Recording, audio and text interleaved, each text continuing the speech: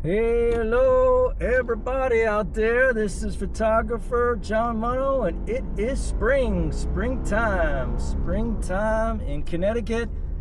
Wedding season has begun. Usually, starts around April, a little slow, sometimes March, but definitely April. Things start gearing up a little bit. And so I am off to a wedding today. And I'm off to actually a very special wedding. They're all special, but this one's a long haul. Every wedding I do is different. There's no cookie cutter to weddings. It's all finding out what the couple wants, what their needs are, and then building a timeline and a schedule to accommodate for that. So today is a 12-hour wedding. Gonna be a big one with 5 locations in 12 hours. So I wanted to talk a little bit about my services. So the good thing is I don't have travel fees. A lot of couples say, do you have travel fees? Well, I don't. Within Connecticut, that's where most of my weddings are. If you want me to go to Maine, yeah, okay, maybe then. Hotel overnight. But within Connecticut, I don't have travel fees. So this wedding has 5 locations, so there's no extra charges or fees for travel within the day. It's all part of the day, the coverage-wise. So that's some information for you. But the main reason I wanted to chat is to let all the brides and grooms know you gotta power up. You gotta power up for a 12-hour day. It's a long day. So get some sleep before the night before. So here's my tips. I'm going to start all over again. Okay, everybody, this is photographer John, and we're doing a little in-car session today. And the topic is preparing for your wedding day. So today is especially important. I have a 12-hour wedding day with 5 locations. So it's going from basically 11 in the day to 11 at night. And couples, you think about a wedding, but when the wedding day happens, it's like where the rubber meets the road, as the saying goes, where the rubber meets the road. And you want to prepare yourself physically, mentally, emotionally, spiritually for the day, because it's a big day. There's a lot going on. So let's just talk about emotionally and mentally.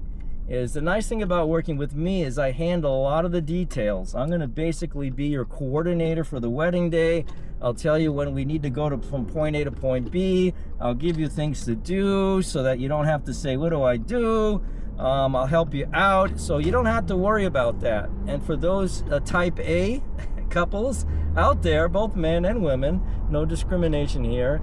I say just get in the back seat. Let me drive this. I know how to do this. I've been doing this for 10 years. I know how to manage time. I know how the wedding day flows. So I want you to sit back, in a sense, and enjoy your wedding day. You don't have to be controlling all the people and what's happening. It's just enjoy your day. It goes really fast. So let me take care of the heavy lifting, and you can handle having fun, okay, and smiling, enjoying your day, and letting yourself be loved. So there's that.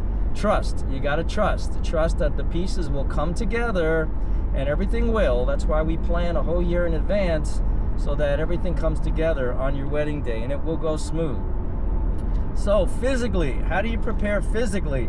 So it helps to have some sleep beforehand. I know sometimes the couples get a little carried away there, a little too much partying, and in the wedding day they're all hungover, and they're like, oh, I can't open up my eyes, I had too much to drink. I mean, nothing against that, but it's your wedding day, and if you spend it in a comatose, not the best way to spend your wedding day. So maybe hold back a little bit, try to get some sleep so you're rested. Especially with girls, makeup. Oh my gosh, you could be looking at 6 hours of makeup before the wedding even day begins, before the photo coverage. So we're talking sometimes 6-hour wake-up calls for makeup. So get some rest, and then take care of yourself during the day. Eat the day before, eat the morning of. I've had couples that didn't eat, they wanted to wait, for the meal, whatever. And then we're in the middle of cocktail hour trying to take photos, and they're like, I gotta go eat. I didn't eat all day.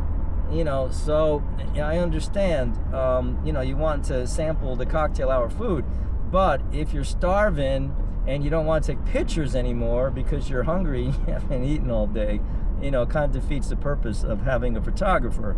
So definitely eat throughout the day. Power up is what I like to say. I have all kinds of bars. I got here my cooler next to me, apples, bananas, fruits, power bars, bison bars. So stay well fed as much as you can and hydrated. Especially summertime gets hot. I put a little salt in my water actually. I have coconut milk, which is like coconut water, which is good for electrolytes. So staying hydrated is real important in the summertime. In the wintertime, if you have winter weddings, staying warm is important.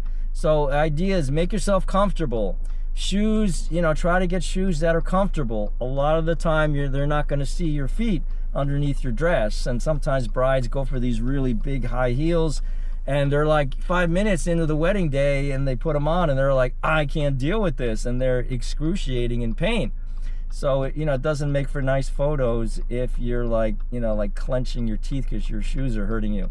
So definitely, if you can get some comfy footwear, that is nice to have, so you can have a comfortable day. Comfortable clothing is nice, as best as you can. Dress comfortable, things like that. So I think that's the main thing. Is just, it's a long day. Take breaks. Sometimes you need like rest too. Like, I need to be by myself, or I need to be with my fiance. If you're introverted, dealing with hundreds of people around you, 20-person bridal parties, it could be like overwhelming. So it's okay to be like, I need some downtime. I need 5 minutes to chill out. I need to go in the bridal suite. That's all okay. So definitely, prepare yourself. That kind of goes mentally. It's just that there's a lot going on a wedding day. And so if you need a little break here or there to get away from it, that's it. So with all that said, those are some of my tips to help make the wedding day great, because you want to have fun. It goes really fast. Just kick back, enjoy the day, go with the flow, and all will be great for a wedding day.